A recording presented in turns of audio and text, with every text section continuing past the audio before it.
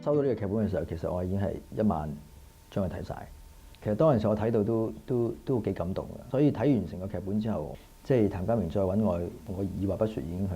覺得係我一定會去接拍呢個角色。好早認識呢個人，但係我未同佢合作過。咁我記得我拍三抄嘅時候，就係同志偉啱啱傾緊劇本，傾緊一啲電影上面嘅嘢。咁志偉就同我講，佢話佢自己其實都可以講話一個恩師就係譚家明先生。我估唔到拍完三抄之後有咁嘅機會可以同譚家明合作。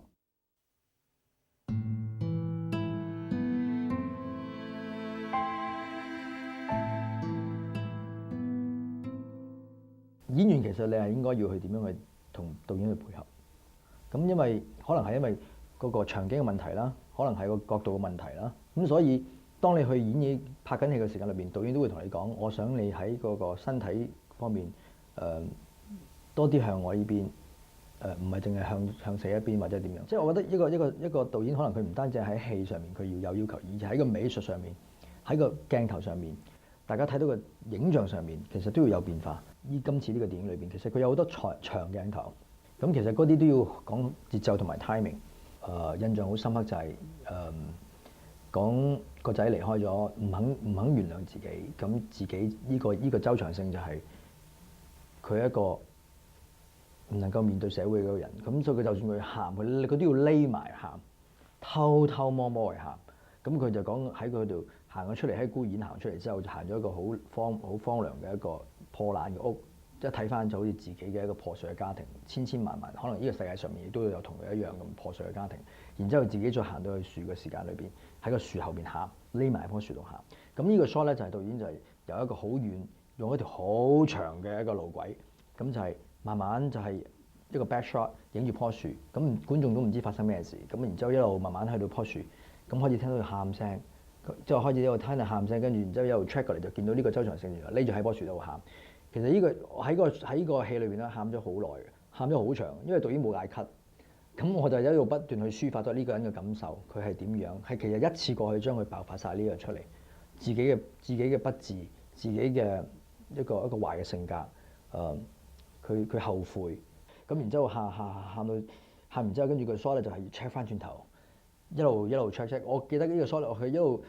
我就知道部機喺我側邊，我一路喊，我仲喊緊喎，但係導演冇嗌 cut，其實我情緒已經喺裏邊，跟住一路 check 到好後。check 到後邊都見唔到部機，我又唔知去咗邊啦。咁我就喺度已經一路喊，一路喊。我係記得 cut 咗機之後，我仲喺度喊緊，即係喺個 moment 裏邊，我好清楚嗰個感覺。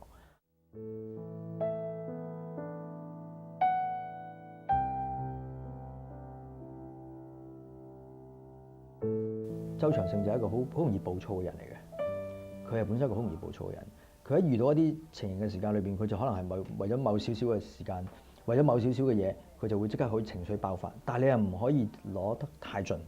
咁你要攞個中間位。對個仔，你覺得佢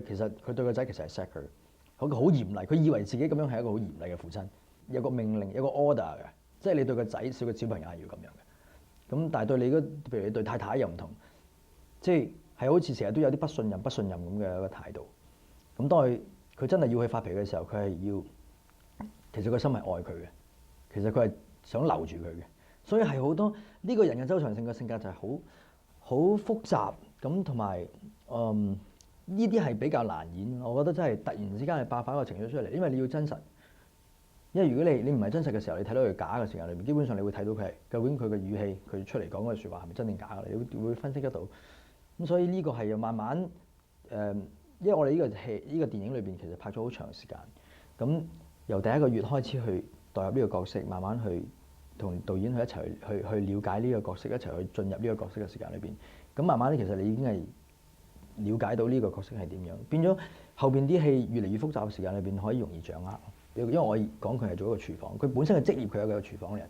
咁我變咗我係未拍呢個時間裏邊，未拍呢個戲嘅時間裏邊，我真係去睇下，去觀察下一啲廚房嘅一啲師傅啊，佢哋去